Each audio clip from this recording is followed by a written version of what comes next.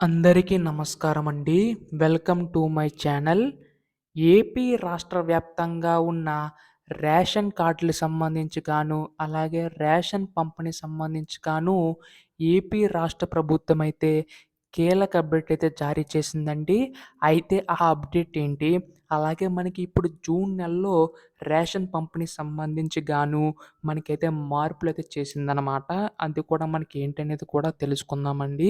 అలాగే మనకి ration card apply చేసుకున్న వారికైతే శుభవార్త అయితే చెప్పబోతుందనమాట. సో, అప్డేట్ ఏంటి? ఇలా ప్రతి సమాచారం కూడా అలాగే రేషన్ కార్డ్ సంబంధించి గాను మనకి పెళ్లి కాని వారికి కూడా ఇస్తున్నారండి. సో, ఎవరికిస్తారు? సో, మనకి ఇక్కడ ముఖ్యంగా చూసుకున్నట్లయితే కావాల్సిన అర్హతలేంటి? ఇలా ప్రతి అప్డేట్స్ కూడా మనం పూర్తిగా ఈ వీడియోలో తెలుసుకోవడానికైతే ప్రయత్నిద్దాం. ఈ వీడియోనైతే ఎక్కడా కూడా ఆపకుండా చివరి వరకు అయితే చూడండి. అంతకంటే ముందు కొత్తగా ఎవరైనా మన ఛానల్‌ని చూసినట్లయితే దయచేసి వెంటనే ఛానల్ అయితే సబ్స్క్రైబ్ చేసుకోండి.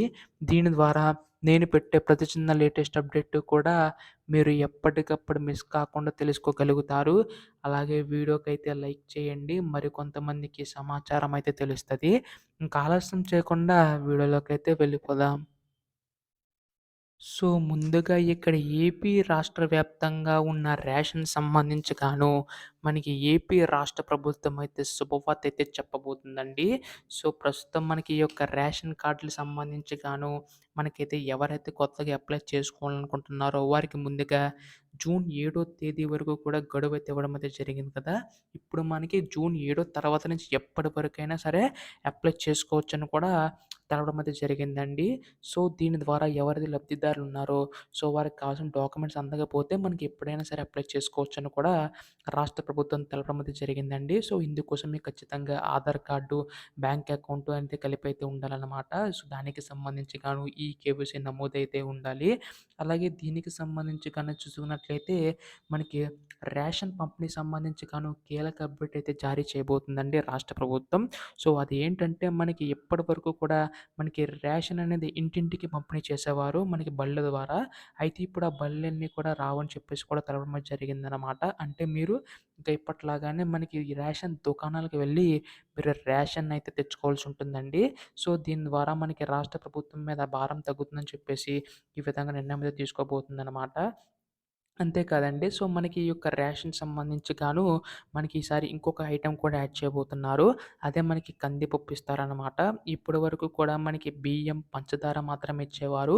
అయితే ఇప్పుడు రాష్ట్ర ప్రభుత్వం మనకి ఆ బియ్యం, పంచదారతో పాటు మనకి కందిపప్పు కూడా అందించడానికైతే మనకైతే సమాచారం అందినట్లుగా తెలుస్తుందండి. అయితే దీనికి సంబంధించి గాను మనకి రాష్ట్ర ప్రభుత్వం ఈ యొక్క పంపిణీ సంబంధించి గాను కీలక విషయాలు వెల్లడించిందనమాట. అయితే మనకిక్కడ మనకి కేవలం ఎవరైతే పెళ్ళే కలిగి ఉంటారో సో, వారికైతే రేషన్ కార్డ్ అప్లై చేసుకునే వీలైతే ఉంది కదండీ!